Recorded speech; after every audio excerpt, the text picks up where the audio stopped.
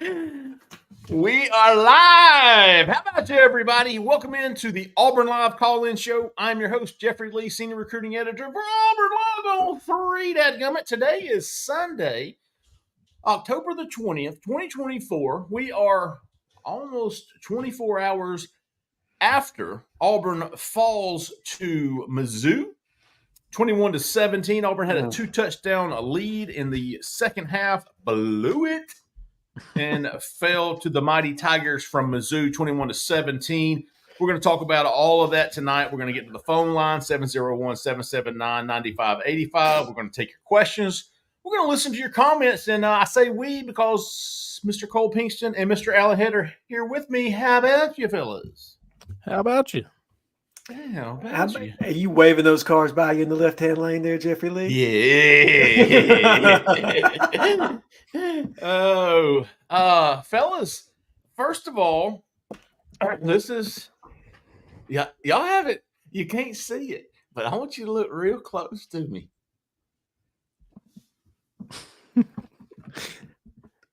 Look at that mustache.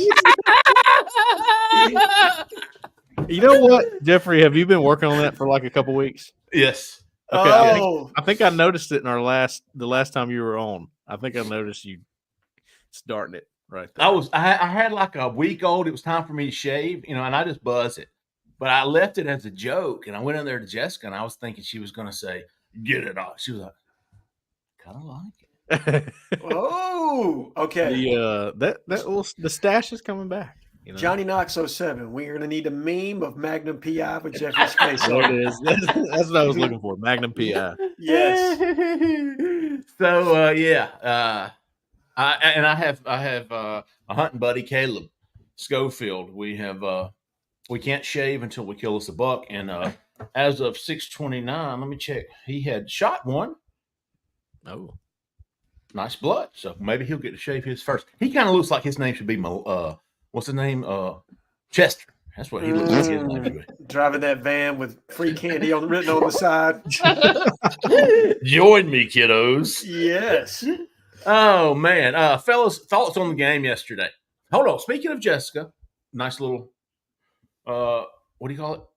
Segue. Transition. Segue. There you go. Jessica Andrews with the Talent Group, folks. She is fantastic. If you need some real estate help in Auburn, Opelika, Lee County, she is fantastic. Look no further for the help you need. Give her a call, 334-704-444442. There are a lot of fours in that number, but don't be surprised when we tell her that she's a 5-star realtor, folks. I ain't even lying. I ain't. Call me a liar, slap you open-handed. She's fantastic. Anybody that's ever used her will tell you the same. There's a reason she is a 5-star realtor. Give her a call, man. 334-704-4442. Tell her we sent you. All right, fellas. Take whatever you need, whatever time you want, and explain to the folks listening, watching, what you think happened Saturday afternoon in Como. Okay. Alan, your name is an A, alphabetically ordered. You take the first stab at it. I like it. Okay. So I want everybody to practice in the chat with me, woosah, because that's what you need after watching that. It's just more the same, right? Unfortunately, yes. It is Auburn's inability to execute in critical downs.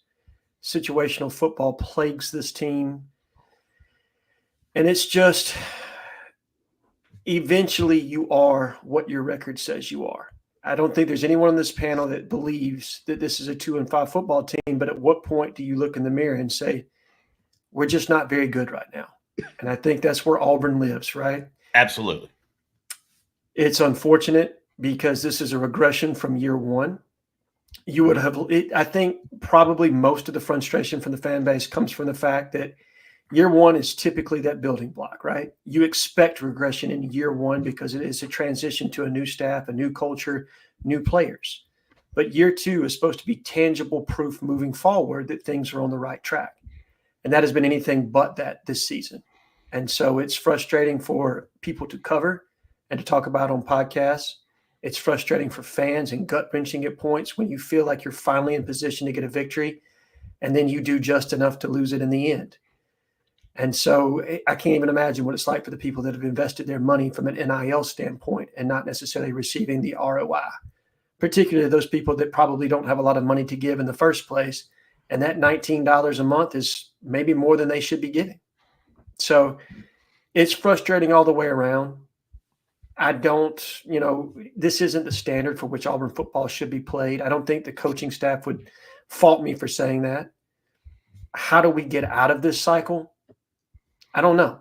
That's the difficult part of this. I'm hoping that maybe moving into this week, Kentucky, who seems to be in a similar death spiral as Auburn, maybe whoever crosses the 50-yard line first, they'll just declare them the victor.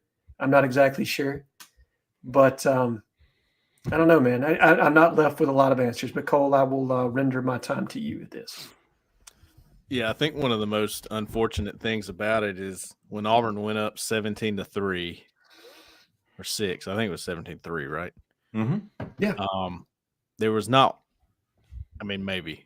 There was probably a very low percentage of Auburn fans who celebrated that in the moment. We're like, hey, we just took – but the only thing you can think about is how are they about to screw this up? Hell yes, Cole. Thank you. Because they just find new ways and like we said on the other show, it's like each narrative that's out there keeps getting squashed every week. Oh, it's because they don't run the football enough.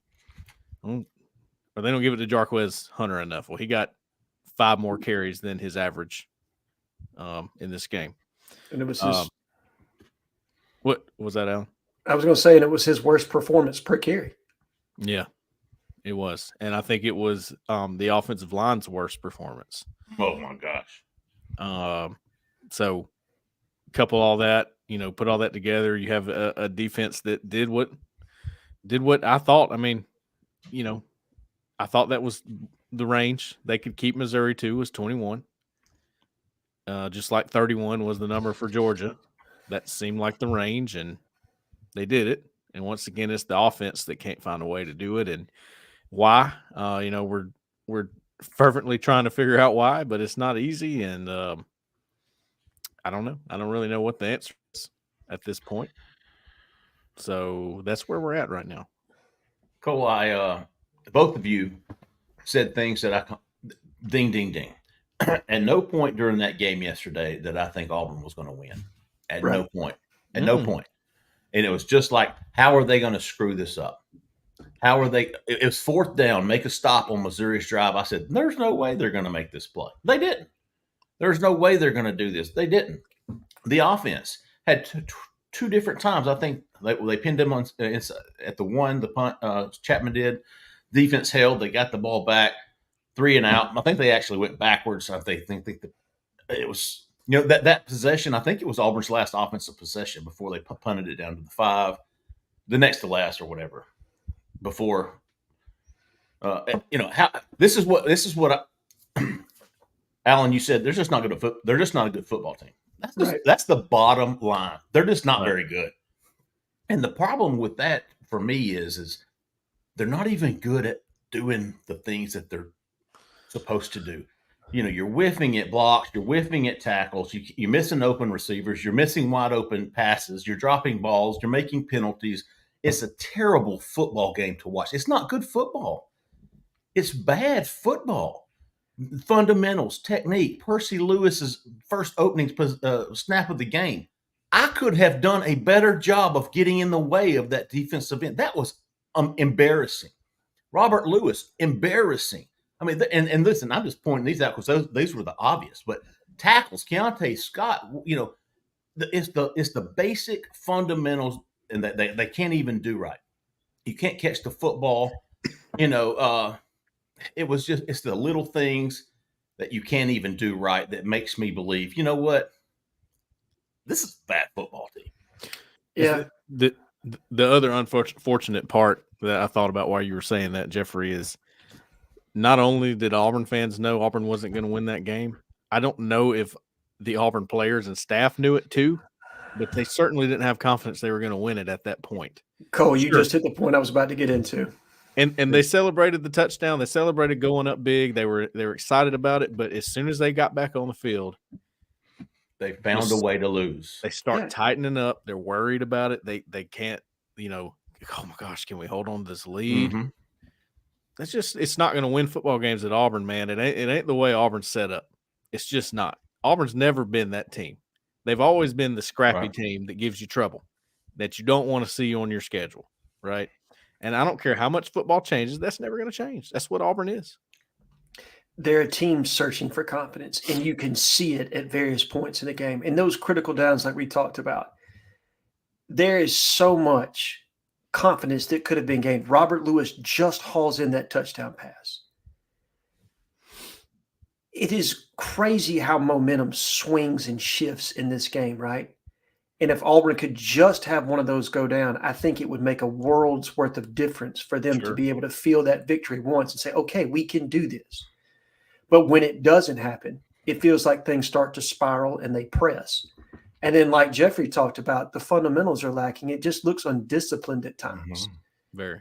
And so it's a combination of those two. It's a lack of confidence and then a lack of execution because of, and I don't know if it's football IQ, if it's poor coaching, if it's the players just aren't the caliber of player that you need. Maybe it's a combination thereof. I'm not exactly sure. And that's probably the most infuriating part for everybody involved is it's more nuanced than just placing blame with one person. You can't just put all this on Peyton Thorne. You can't all just put this on the offensive line or the defensive backfield.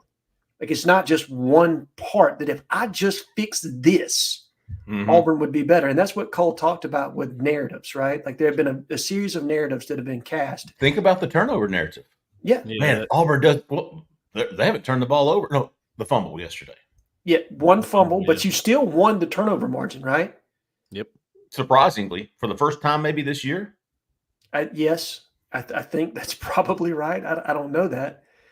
But all the same, you find a way to lose a one-score game. I think 3 of Auburn's 5 losses have been one score. And let's be honest here, the Arkansas game could have been a one-score game. That got weird there towards the end, but that game was closer than the score would lend you to believe, Correct. Right? Mm-hmm.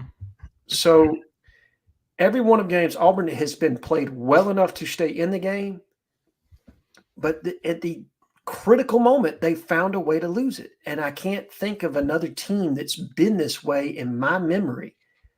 Because even like 98, that was a bad football team, man. Mm-hmm. Like, they just sucked.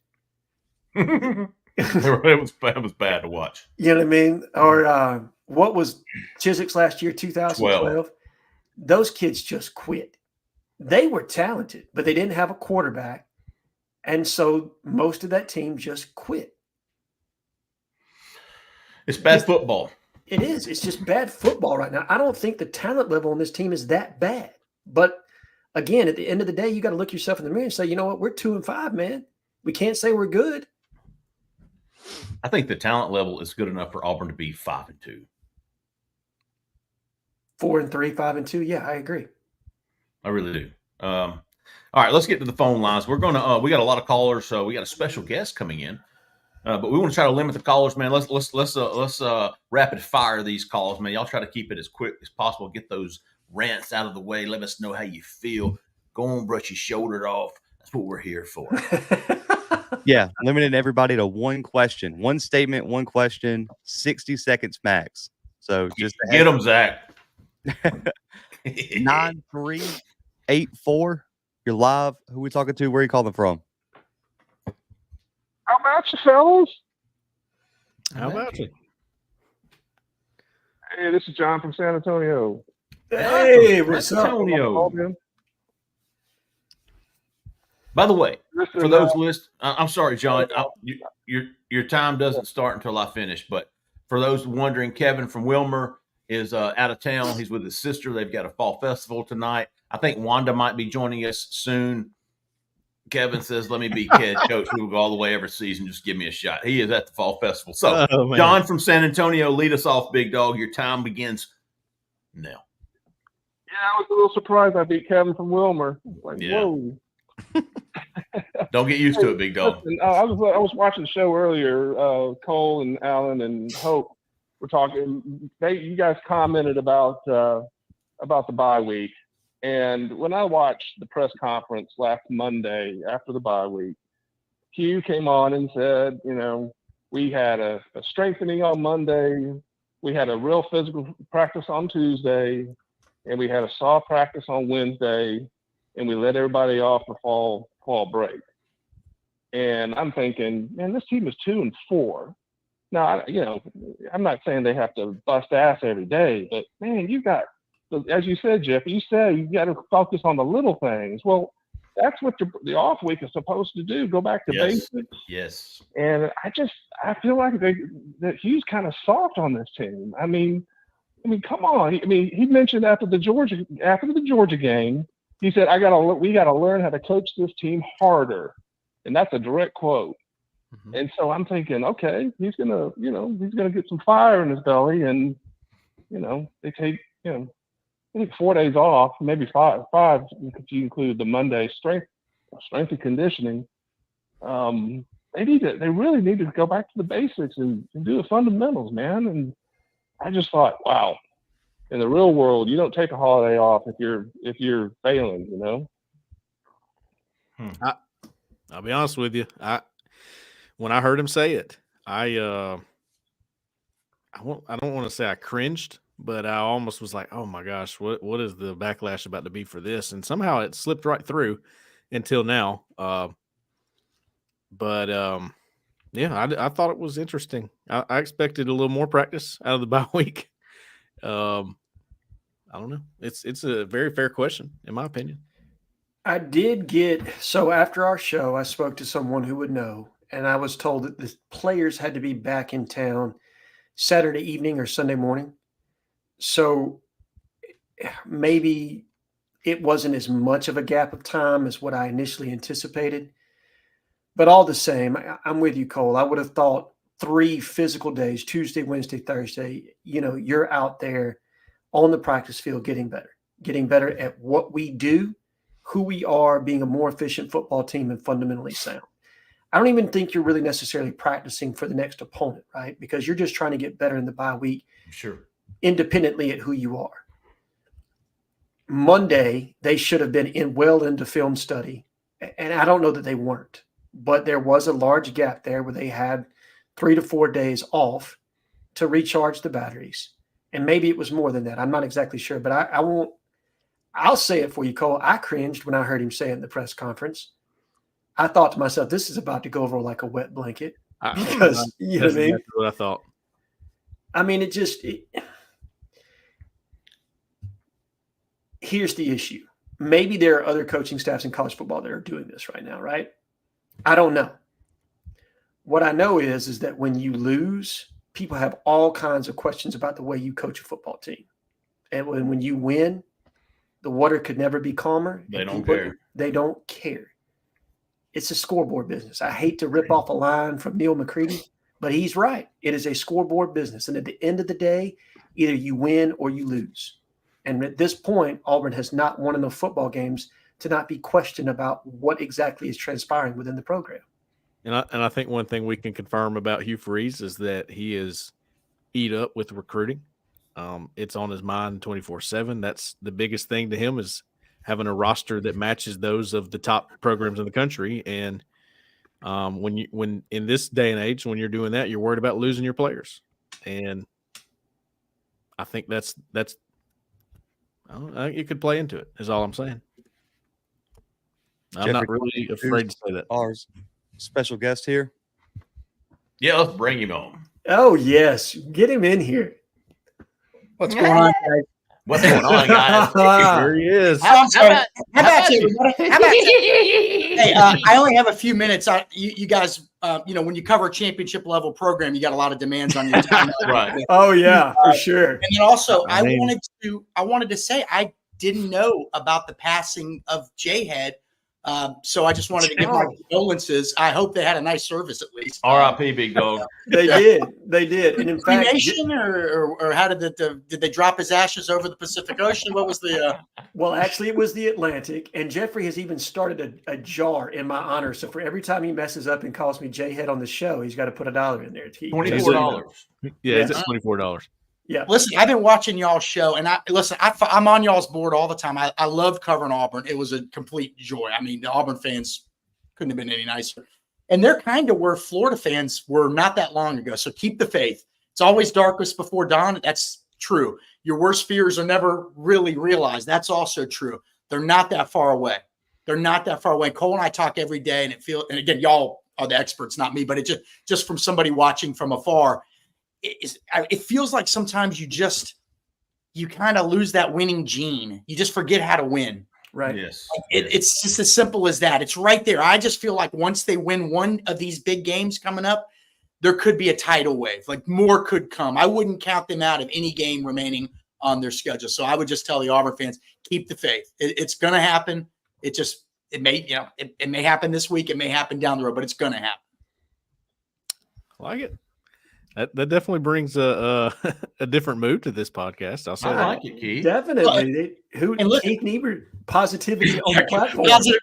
Well, I just saw Kentucky play. Okay. And not that I have some world of wisdom. Anybody that watched the game on TV could have seen what I saw from being at the Swamp yesterday. But, they had the number 3 defense in the country going into that game, 251 yards a game. Wow. And Florida starting a true freshman quarterback and a true freshman running back in the same game. First time in school history, okay, at the University of Florida, put up 470 yards of offense against him and ran for 197 yards. So there's a real opportunity there. Kentucky is fractured. They're starting to doubt themselves. And here's the thing, guys. People say, well, Florida won at home. They should win at home. Guys, Kentucky had won there the last time they played there. Kentucky was 7-5, I believe, in its last 12 SEC road games. They're only 2-10 in their last 12 SEC home games. Wow. 2-10. They are there for the taking. This is a team full of self-doubt right now. They're not getting great play out of their offense at any stretch. They're dangerous on special teams, and obviously Stoops is a good defensive coach, but they've got to be really trying to figure out what the hell's wrong right now, because they just lost to 2 teams that I think if you had asked them a month ago, they would have thought, well, we're going to roll Vanderbilt, we're going to roll Florida, because we always roll Florida lately. And neither one happened. In fact, they got their butts kicked yesterday. So it's there for Auburn. They got to take it, man. Absolutely. So that's my wisdom. Can we borrow DJ Lagway for a week? Yeah. Please stay as far away from him as possible, okay? But here's the thing, by the way, and Auburn fans will, and again, y'all want to talk Auburn, I'll be out of here in a minute. But he reminds me a lot of Nick Marshall. He only completed 7 of 14 passes yesterday. Wow. 7 of 14 for 249 yards. He had 5 completions over 40 yards, okay? He ran for 48 yards. So what he's doing is he's able to run the ball, design runs like a Nick Marshall, extend plays like Nick Marshall. And even though his completion percentage, now I think by the time he's, third year, he's going to be first round pick type guy, but he gets you those chunk plays. So it doesn't matter that he's not completing 70% of his, it doesn't matter. So many shades of Nick Marshall there. The safeties, the DBs have to account for him in the run game. You get man coverage downfield. So, maybe if Peyton Thorne and Auburn could get that running game going a little bit against Kentucky, which sure looked vulnerable the other day, maybe they can take some shots downfield. We'll see. I like Keith, it. just about every time I turned that game on yesterday, I think Brock Vandegrift was throwing a pick. I mean, how many picks did he have? Well, I was actually outside the stadium for the last 10 minutes of the game trying to get recruits, so I missed the pick 6. I think he had 3. The protection hasn't been great. The receivers aren't catching the ball well, kind of like the same problem FSU's having.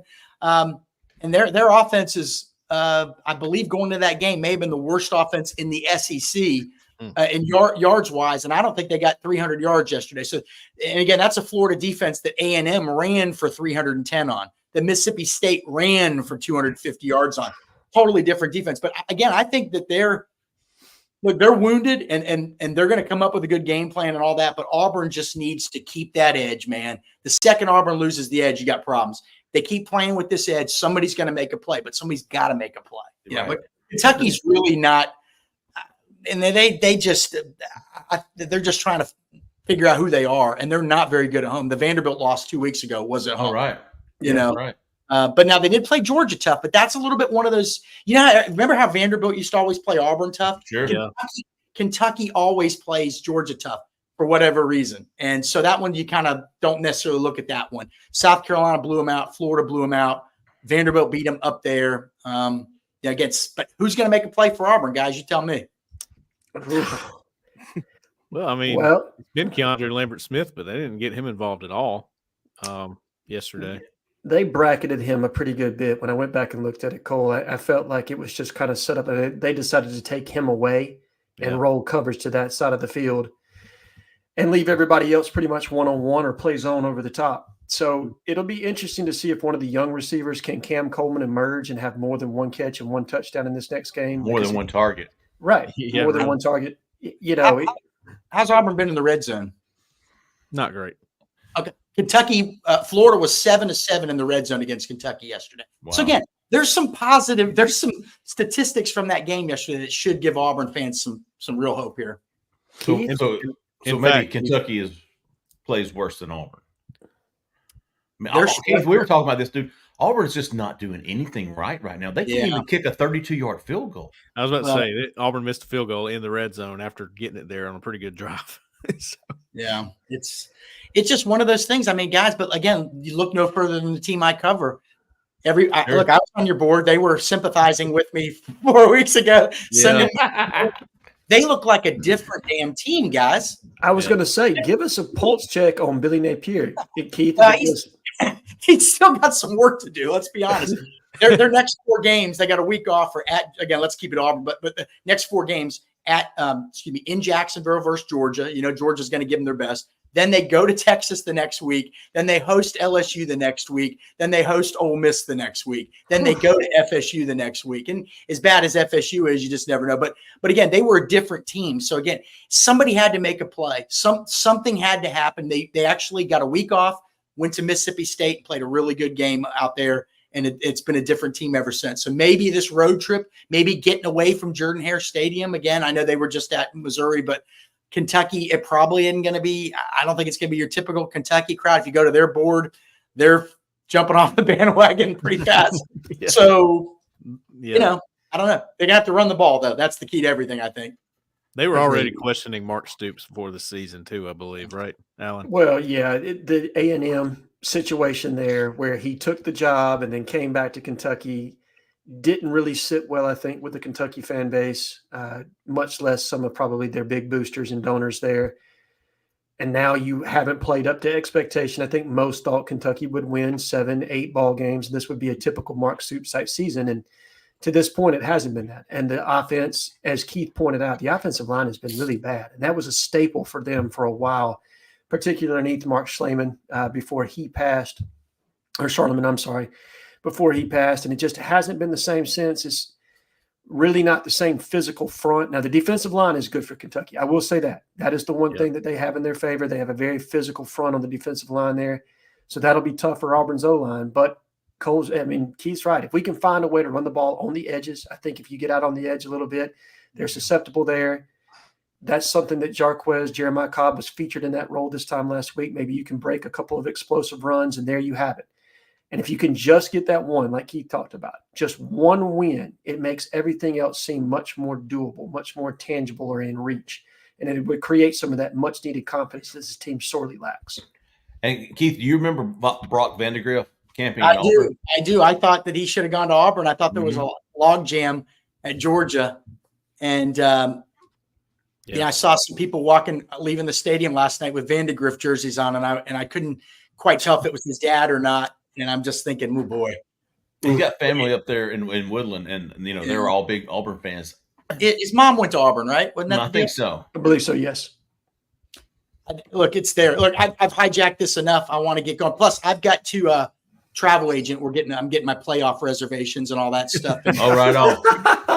Obviously, Lagway is going to be in New York for the Heisman ceremony for the next 2 years. So I'm probably I book it out as advance as much as possible. But Jeffrey, thank you for letting me come on your show. Cole, good seeing you. Zach, my man, and Alan Head, whoever the hell that. Yeah, who's that guy, right? No, but seriously, Jeff, I know this is your baby, so I appreciate you letting me come on. Appreciate you, Keith. Yeah, thanks, fans. Take care, everybody. Don't be a stranger, big dog. Come back and see us. Please, Keith, please come back. Keith's fantastic. Fantastic little viewpoint there. Yeah. Oh, yeah, that was good. That was good. We needed that. Definitely. Absolutely. You know, I mean, I did the show with Cole and Hope this afternoon, and it probably was more negative than I would ever want it to be. But it's, you know what I mean? Like, it's just, it's good to have somebody that has a different viewpoint, a different perspective, and some James Sawyer. That's perfectly said. Who knew we needed Keith to bring hope back after a terrible stretch of Auburn football right now? Who There knew? you go. Keith I know knew. Keith would always go. Hey, I'd say something kind of positive. Keith would go, "Oh wait, just a minute now." Yeah. Oh, for sure. For sure. All right, Zach, keep us going, big dog. Appreciate you, Keith. Always welcome here, buddy. Yes. 3940. You're live. Who are we talking to? Where are you calling from? Hey, how about you fellas? This is Joe from Prattville. All right. How about you, big dog Joe? Pratt Vegas. How y'all doing this evening? Good. How about you? I'm doing well. Hey, listen, first of all, let me throw this out there before I got a quick rant and then an observation, then I'll hang up and let somebody else get in. But first of all, riding down the road the other day, my wife was in the car with me, got my cell phone in the little, cup holder, cell phone deal, whatever. Got your show on, and she was watching, listening along as we were going down the road. And then Saturday morning, she surprises me with one of these Rowback shirts. Hey. Appreciate the little heads up there on the show that got my wife kicked in. It's nice to have a good advertiser, and then two, it's nice to have a wife that pays attention. Oh, That's good I nice. like job. it. I like it. Good for you, man. Joe Wife, the real MVP tonight. No doubt. That's right. 5-star, right? That's right. Yeah. They all are. Yes, sir. Absolutely. Hey, so real quick rant. Been an Auburn fan for a long time, and I guess probably back when I was coaching high school football, man, a loss would just eat at me for days. Not only the team I coached, but man, I've watched an Auburn football game. If we lost, I wouldn't talk for 2-3 days. Just be mad, tore up on the inside. And I guess age and some other things, in 2022, I got looked in the eyes by a doctor. He told me I had cancer. So, you look at things with a little bit different perspective when you get a little bit older. And, I look at this team, and yeah, it's frustrating. It's frustrating to sit down and watch a football game and know that the game is winnable and that the team on the field just can't make the plays to win the game. But I'll ask you guys a question. Is it better to be in that position? Because I feel like I've got how I feel about it. Is it better to be in that position or getting your ass kicked every Saturday? Because I feel like right now they're just in their own way. Whether it's little things that happen, whether it's not being able to move the football at times when they have to, putting themselves in positions that and they absolutely have no confidence in themselves whatsoever. Right. That's obvious. And when the first little thing goes wrong, it's like they're going downhill, and there's no stopping that snowball.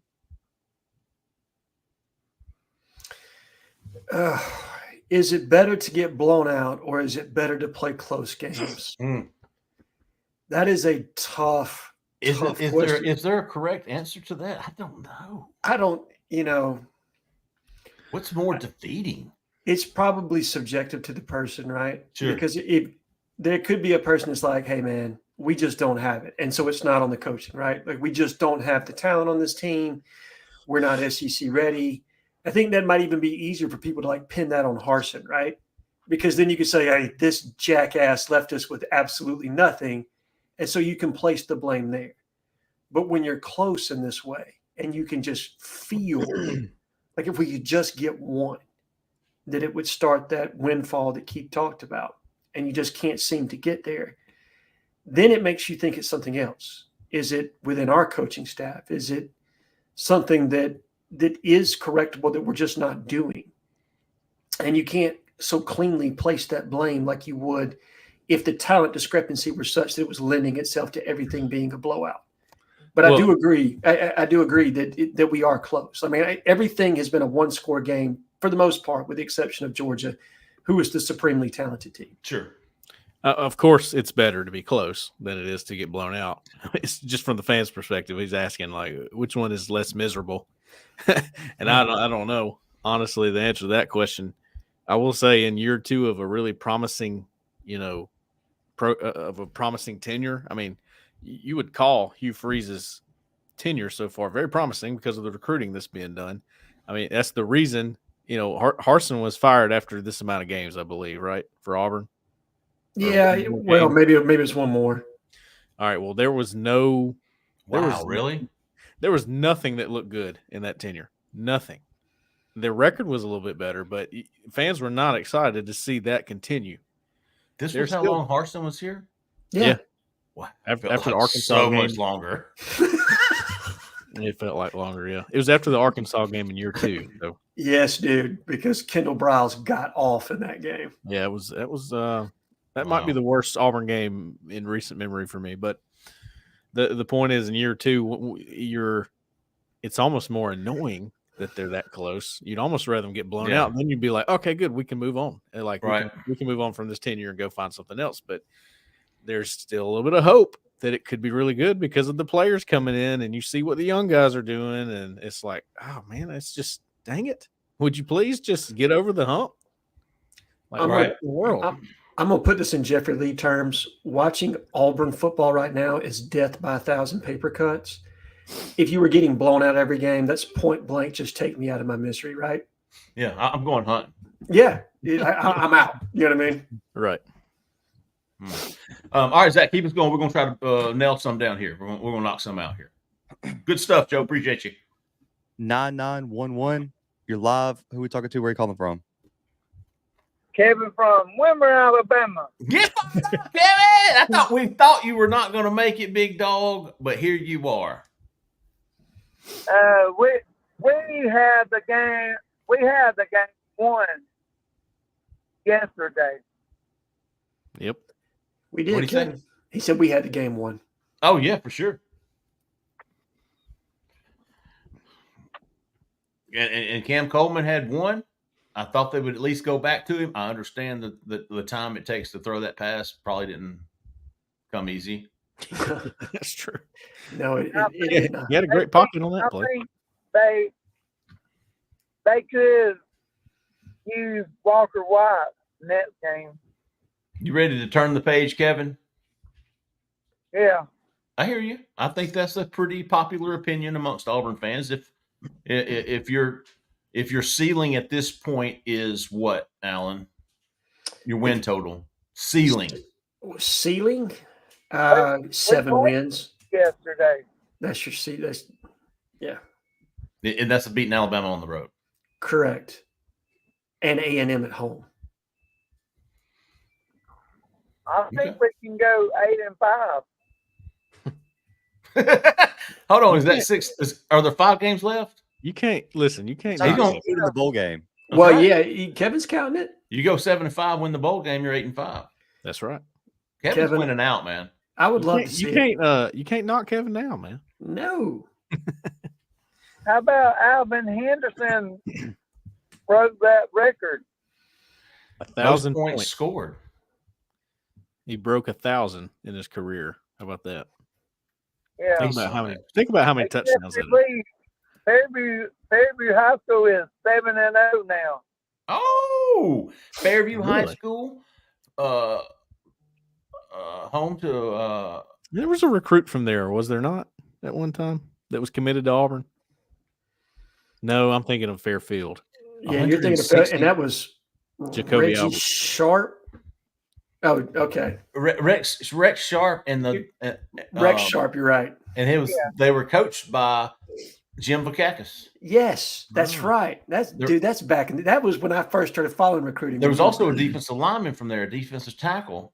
Who was that? It was And I think Deuce Knight will do good at Auburn next season.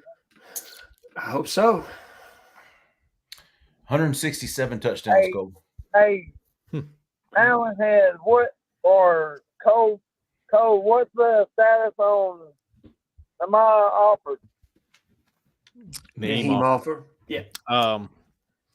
Status quo, Kevin. I hadn't heard anything different. I continue to hear that Auburn's in good shape, and I don't think the current record's playing into that too much. Of course, that's something we probably need to check on more now as this thing continues.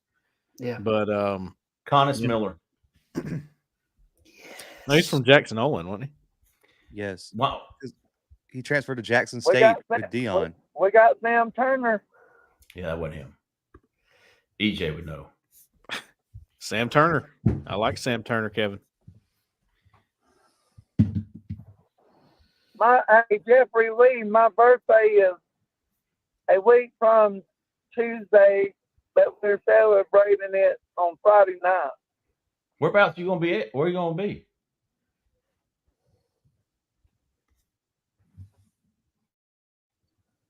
Are you having a party? Yeah.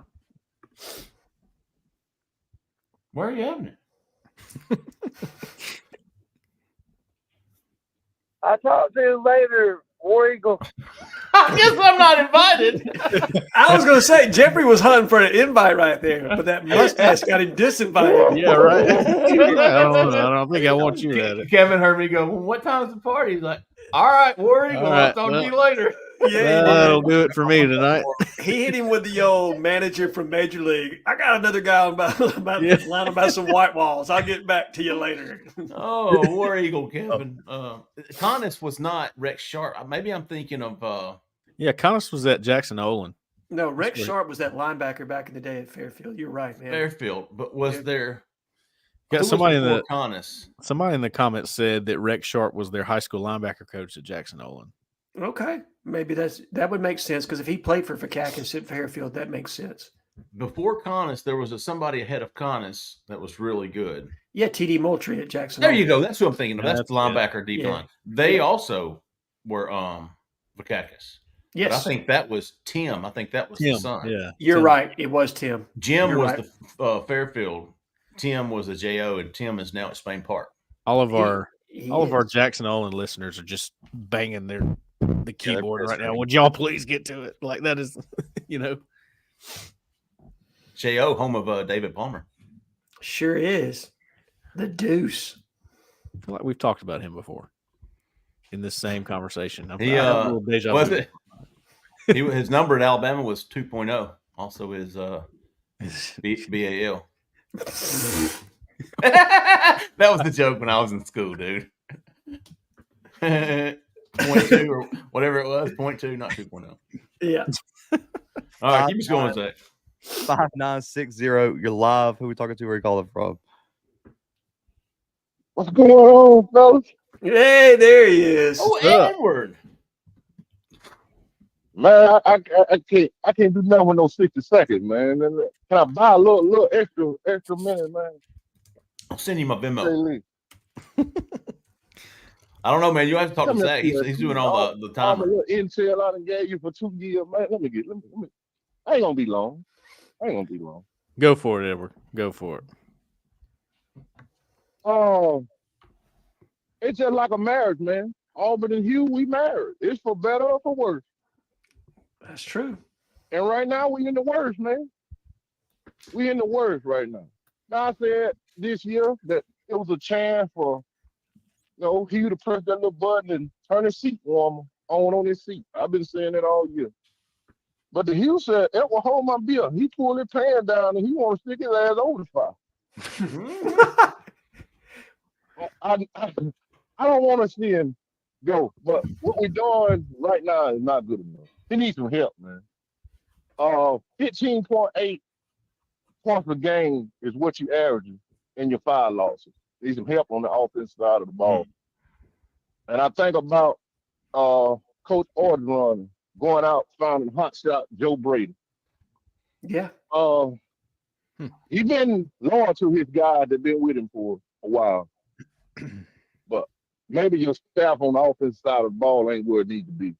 And, it's some things that I've been seeing for the last 2 years that lead me to say this. You need some help on the offensive side of the ball. I have no problem with the guy you brought in from Ole Miss. Let him cut your running back. But you need an offensive coordinator. Somebody with a similar belief than what you got. The RPO system is all in the NFL now. You can find you somebody that was similar concept, but got some fresh ideas. Because when teams line up and take the RPO away from you, then that's when you struggle. So I think You look at the young guys that's playing. The future, that's why I don't want to see him go nowhere. Because I can see, look at the guys who are actually making plays. They freshmen. Look at that defense. Caleb Harris, Kennedy Foster, Jay Crawford, DeMarcus Riddick, Malik Blockton. All those guys made plays yesterday, true freshmen. But what you could do is, I need more Malcolm Simmons. I'm to the point now to where I know I ain't saying that just go all y'all, but I got to find a way to get my playmakers more involved. My guy, Robert Lewis, you got to make that catch. I can't put that on Hugh Freeze. Pay Thorne, you can't stop hollering Pay Thorne. He threw it down. Ball hit the man in the hand. What more do you want me to do? Tom Magoo, I took up for you the other week when they put you in bad situations, but yesterday you got to make that field goal. That's just point blank. So it's not all on you. Give a shout out to Cole Pinkston. He's been saying this for 2 years. He looks tight. His team playing tight. So this team is really missing a killer instinct, man. It's been too many games that have been on the line, and they had an opportunity to finish these games. But they didn't. Going back to last year, you had a chance to put the nail in the coffin with Missouri yesterday, but you didn't. So you got to take a look in the mirror, and it's not about ego. It's not about my system, this and that. It's not about that. Because if you take that approach and just feel like, well, I've been doing it this way, you're not going to be at Auburn past year 3. Because at this point, next year, your seat's going to be scorching hot. And it's sad because when you look at it, if it was ever a year for Auburn to sneak in the Tuscaloosa and get a win, it's this year. Agreed. You know, I had asked Cole if we got the split between Missouri and Kentucky. I still thought we could possibly ease in a bowl game. But from what they did yesterday, it's hard for me to see their team winning any game. Absolutely. And I hate to say that because they're not doing. But that's all I wanted to say, man. I just want to hear y'all opinion on that. And that's good stuff. Y'all. It's still war down legal, man. The sun gonna shine again and all. I hear you, big dog. Right now. Good stuff, Edward. I thought the most important drive for the offense yesterday was when Auburn, Oscar Chapman pinned him on the 1. The defense held. Auburn got the ball back, I think, at the 45 or close to midfield, and went backwards. That was it, man. Jeez. I mean, there were certainly other times to put that game away, Robert Lewis and all this other, but that 3 and out put the defense right back on the field, and Missouri went 95 yards in 17 plays, 3rd and longs converted, 4th and 5s converted, and it was just like, and again, at no point did I think Auburn was ever going to win. Never did. Never thought Auburn was going to win that ball.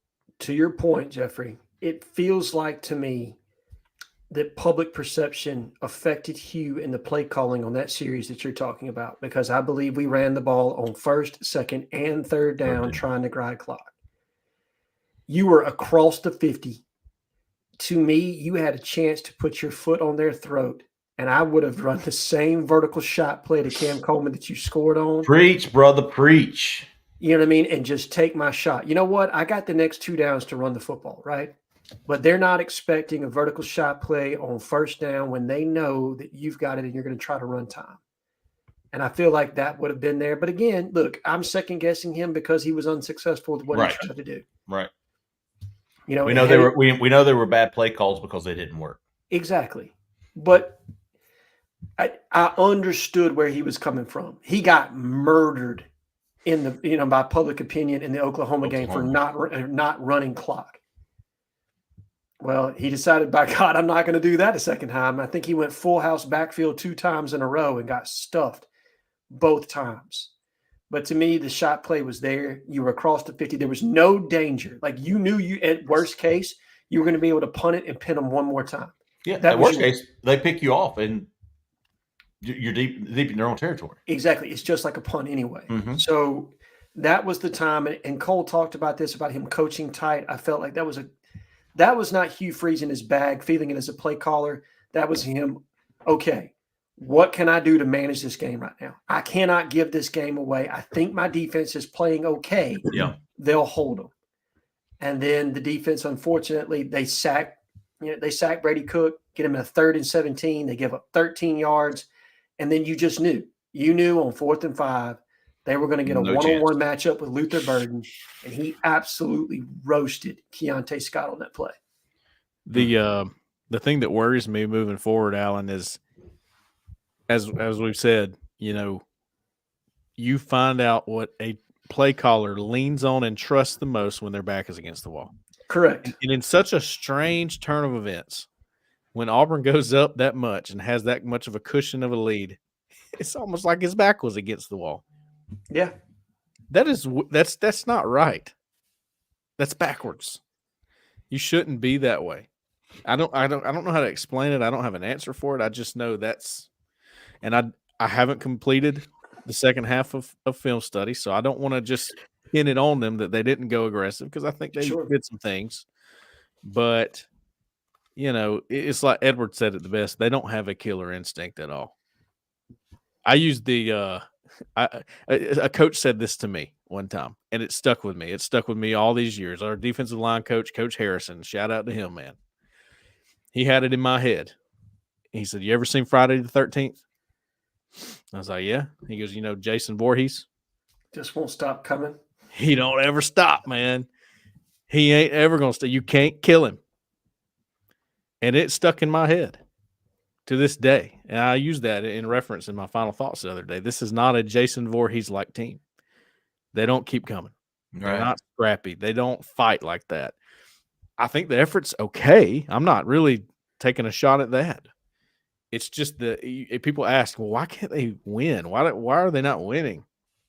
They don't have the killer instinct. I think it starts at the top.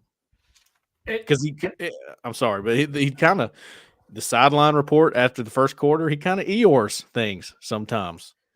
Oh. Well, we were backed up. So what? Woe is me. Thanks for noticing. And I do want to say this. Look, I know that people are upset with the defense giving up that drive in the end, and rightfully so, right? But damn, man, they held them to 21 points. Like, you hold Missouri to 21 points, you should win that football game. If you're an offensive play calling coach like Hugh Freeze is, right? Like, you're somebody that built your name on scoring points. When you were at Ole Miss, you averaged 30 plus a game. You could not get to 21 against your former defensive co-defensive. Shit, they only scored 10. Scored 10, right? The 17. This was a special teams heads-up play. One touchdown. Okay.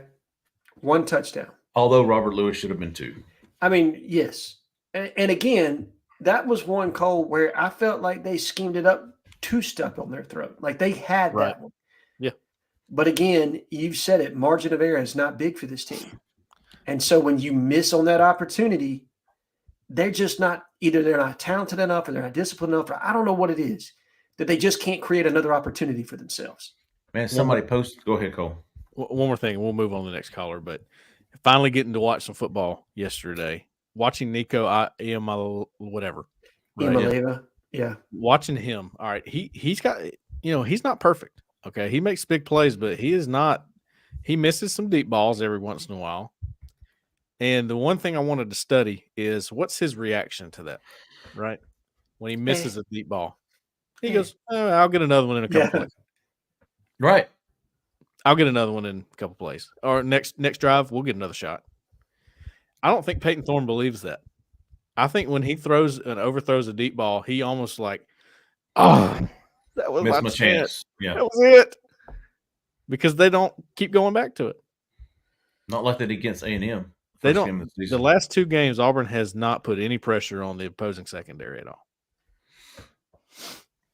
True story. I think they walked away unscathed, the opposing secondaries. How much of that's on the offensive line? It's a lot of it. A lot of it. And do you think Freeze is scared to throw it down the field because of the interceptions? I don't think it's the interceptions more than his quarterback's going to get absolutely obliterated if you're trying to put him in the pocket. I didn't think either. I didn't. Cole, you watched it more than I do, but I couldn't find an offensive lineman that played well or that didn't get embarrassed. Yeah, it wasn't a good game for them as a unit at all. All right, Zach, keep us going, big dog. Appreciate you, Albert. 3366. You're live. Who are we talking to? Where are you calling from? This is Chris from Valley. I'm sorry if I'm rehashing anything that's been already said, but I haven't been able to watch the show live, cooking in the kitchen. But it's just been disappointing, a really disappointing year for all Auburn fans. But for me, it's not all Peyton Thorne's fault. Peyton Thorne's fault. But he's just not a clutch quarterback that we need. He collapses when there's needing to be a big moment or a big conversion. He collapses. I just think a simple 3rd and 4, that should be something he can do with his eyes closed. And I know it's not all on him, but it seems like he looks like a robot out there sometimes. A ribeye? Robot. And I just think, yeah. He's athletic, but I just think if we had a Cam Ward, he would help elevate the players around him, kind of like a Cam Newton. Sure. Even a Pavia for Vanderbilt. He's elevated that team to a place they haven't been in forever, beating Alabama. And we can't even stay on the field with some of these other teams. We stay on the field, but we can't finish it off. And I just think we need a quarterback that can push us to, get us to the end there and actually win a game, win a big game. And I just don't think guys, why do they keep on putting Thorne out there? What are the goals now? What are the goals for this Auburn team now? Win as many games as you possible. Go to Walker White. Nobody's talking about Walker White. He's been on the scout team. He's probably not an option. I just think he could be more like a Tebow. He may elevate players. We don't know. We haven't seen him. And I know they may put him in when there's 4 games left so he can still keep his red shirt. But what do y'all think Auburn needs to do at the quarterback? Because, guys, honestly, Hugh Freeze is talking about 2025. But now we're going to be in the same situation next year, even with Deuce Knight, with no experience. I don't think he's got to get experience, and we're going to go through this whole thing again next year. And I just don't know if Hank Brown's the answer. So what do we do? I know we're going to have to go to the portal. Yeah, but we're going to be a mess next year too if we don't have somebody that can elevate, the offense. Chris, I appreciate the call, man. I think that's the absolute number one priority of the offseason is to find your starting quarterback. I don't see Deuce Knight starting at quarterback next year. I don't see Walker White starting at quarterback. I don't think Walker White is an option for this year because he spent all of his time on the scout team. Correct me if I'm wrong, fellas. Maybe things have changed. That's correct. No. He's not even learning Auburn's offense, or he's not running Auburn's offense during the week. He's running the opponent's offense during the week, so he's not an option. So now you turn to Hank Brown, Holden Gerner, and the goal, Alan, is to win as many games left as possible. Yes. And although I know, and listen, just as though Auburn's just not a good football team this year, they're just not. In this system, under this coaching staff, Peyton Thorne's just not a very good quarterback, in my opinion. I just don't think he's a very good quarterback. Maybe he was in Michigan State, maybe he will be, for the Los Angeles, whatever. I don't know. He's just not a good quarterback. I think he's not a great fit for what we're doing offensively right now. Maybe that's what it is. And I will be fair to Peyton in the fact that I did not believe that his play was the reason we lost yesterday. Agreed. But I also don't believe that his play would have been the reason that we would have won yesterday. That's been the story of his career at Auburn. Right. If you ask me. You know what I mean? He was utilized purely as a game manager yesterday and not in somebody that was, they kind of took the ball out of his hand more or less. Now, I did think that he made some really good throws at times. That was a dime he dropped in there to Robert Lewis. If Robert Lewis catches that, what are we talking about right now? Right. He also threw some balls. I mean, he threw an absolute hospital ball to Rivaldo Fairweather. Okay. Where he got the kid lit up. Oh, I thought it broke his sternum, dude.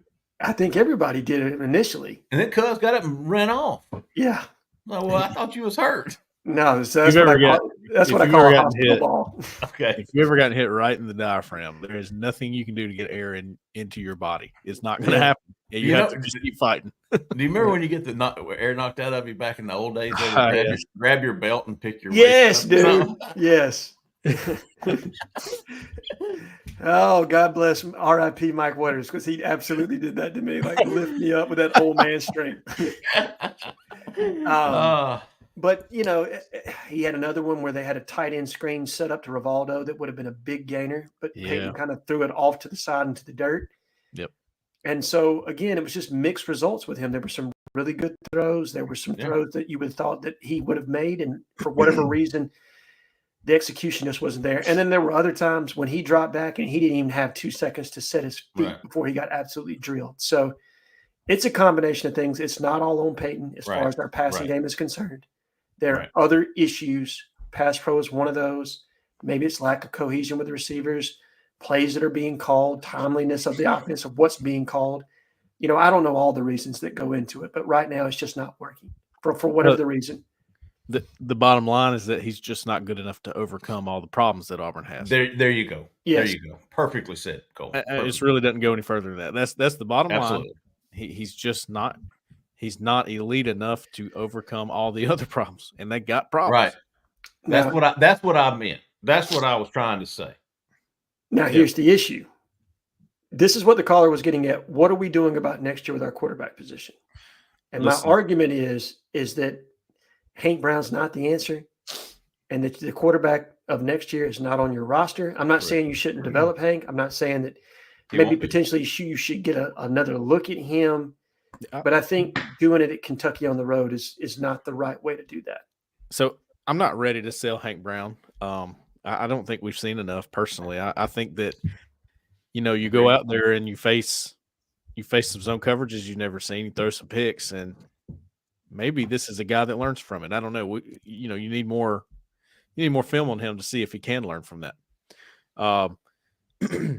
What I will tell you is this. What will define Hugh Freeze at Auburn, what will decide if he stays or gets fired one day, will be the quarterback position moving forward. It will. Can he find somebody? And here's the thing. The way that narratives are getting squashed right now, by that, what I mean by that is, hey, Jarquez Hunter, we need more of him. Well, you got more. It didn't work. Less turnovers. Win the turnover margin. And you got that. It didn't work. The way that narratives are being squashed right now, I would not be surprised if Auburn went and got another quarterback and he wasn't any better because of all the problems that Auburn's got. Interesting. Well, you don't think that far. It's hard to think that far in the future, but it's happened enough at Auburn to this point where I'm like, okay, let me start looking ahead here. Is it really going to get better? I think you need to fix a lot of these problems. And we can sit here and talk about Peyton Thorne all we want, but until some of these problems are fixed, there's very few quarterbacks out there that can overcome that, in my opinion. And if you don't find them, it's almost like a needle in a haystack. Hit or miss, big dog. Good stuff. Chris, appreciate you calling in, man. Keep us going, Zach. 6715. You're live. Who we talking to? Where you calling from?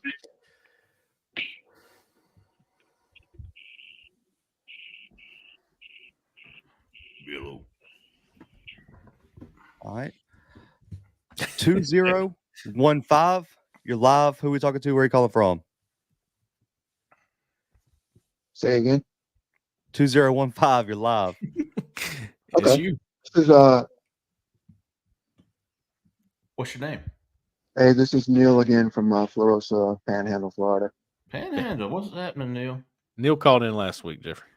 Neil Caldwell? He called in last week. Thanks, Alan. You got that. Yeah, I got you. We're the old heads here, Jeffrey. We're the only ones who would know. Hey, Neil, last call, big dog. Make it good.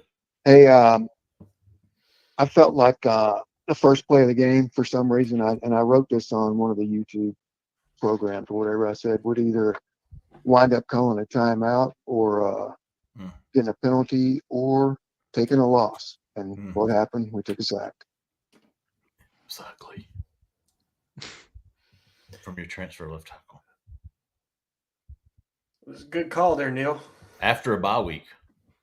Yeah. Somebody said something on the board. It's tough to lose a game when you win the turnover battle and you score on special teams?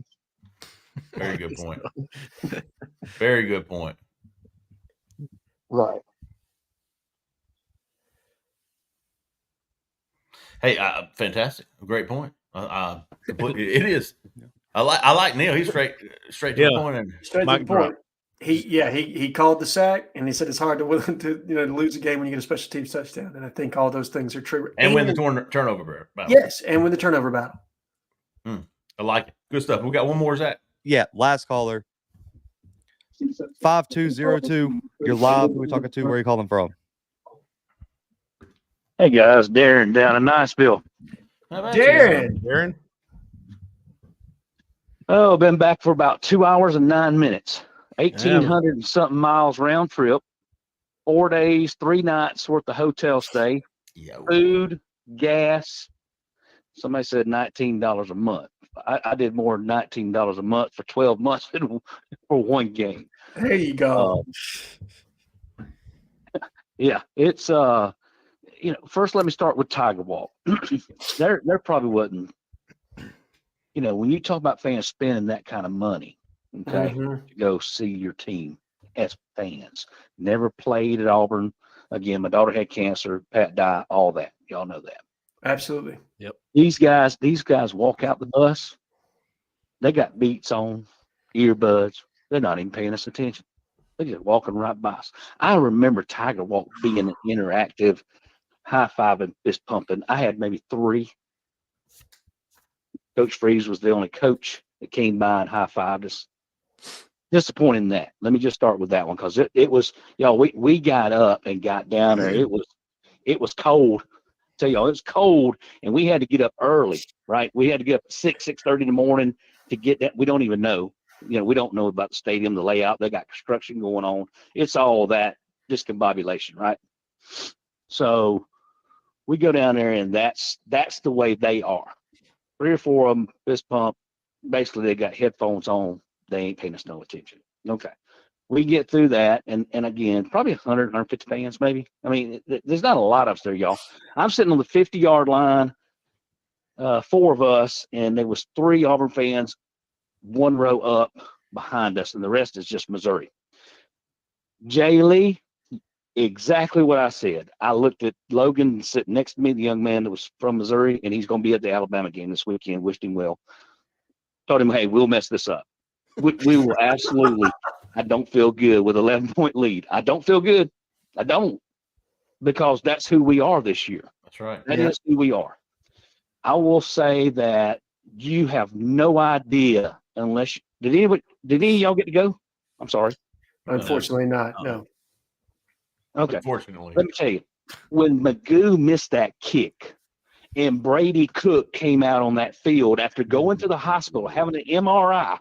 That some bitch was, listen, they went freaking nuts. It woke the whole city back up when that young man, it wasn't just it was a paradigm shift, earthquake type shift in that whole stadium. Comments around me was, we're going to win this game. Brady's back in. Brady will win this game for us. And by God, we lost containment. We had a chance to win if the defense. Normally, the defense in the second half, y'all. We've usually made great strides and adjustments, and defense has been solid in the second half. And 17 plays, 95 yards, 3rd and what, 4th and what, and we can't get a stop. It was like it was willed to be. If you were sitting in there, it was unbelievable at the energy for them.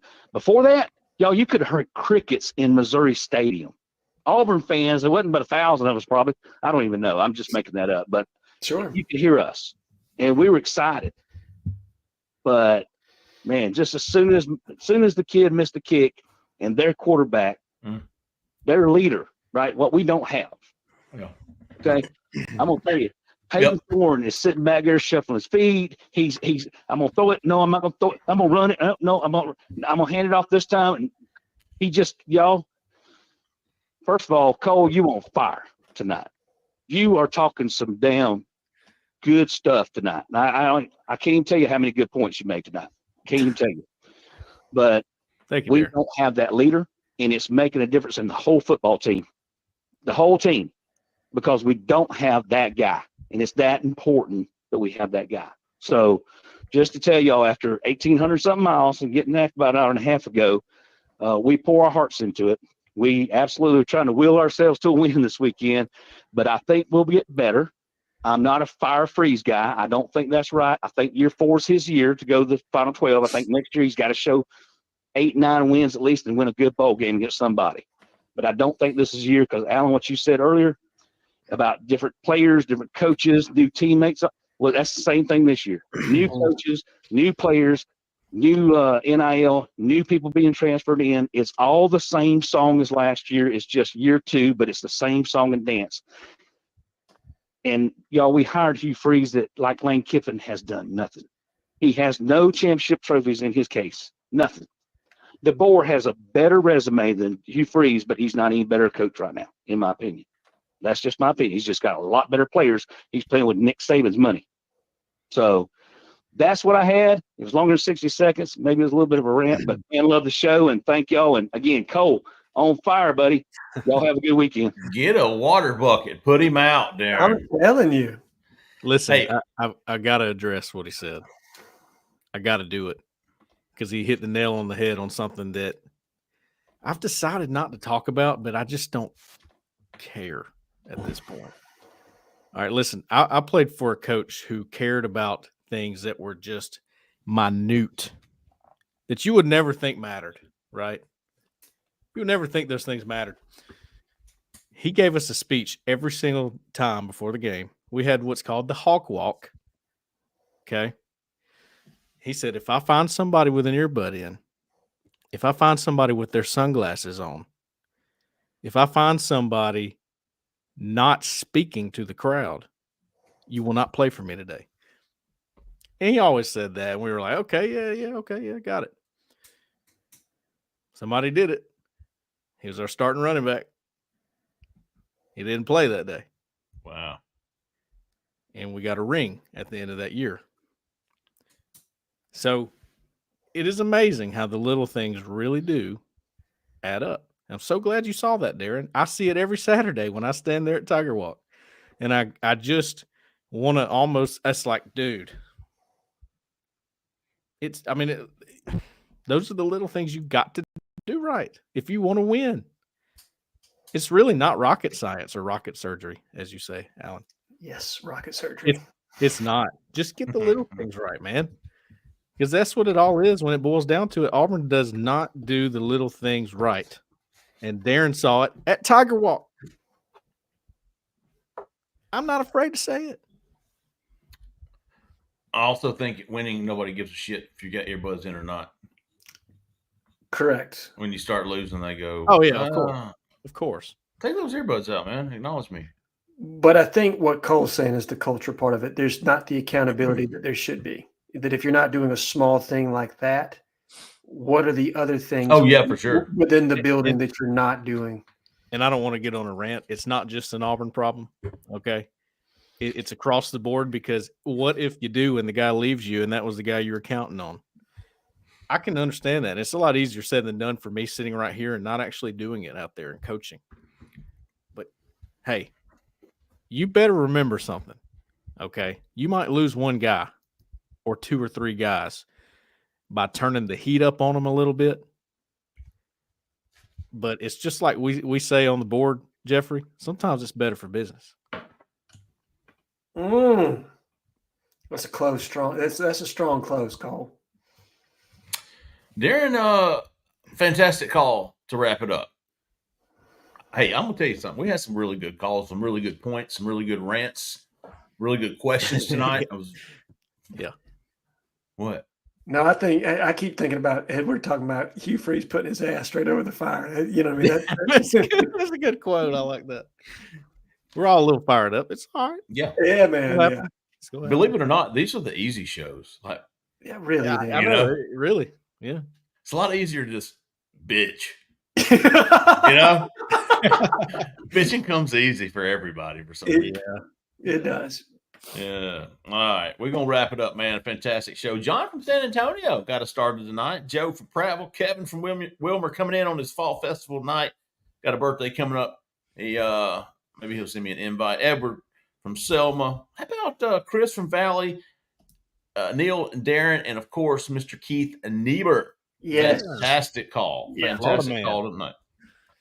Hey, and don't forget, if you're in Auburn, Opelika, Lee County, give her a call. Jessica answers with the Talents Group, 334-704-4442. Give her a call. Tell her we sent you. All right, that's going to do it tonight, folks. Thanks for listening. Thanks for watching. We appreciate you doing so. For Cole, for Alan, for Zach in the back, who's now gone back to the back, I'm Jeffrey Lee, man. Y'all stay at that left lane. See ya.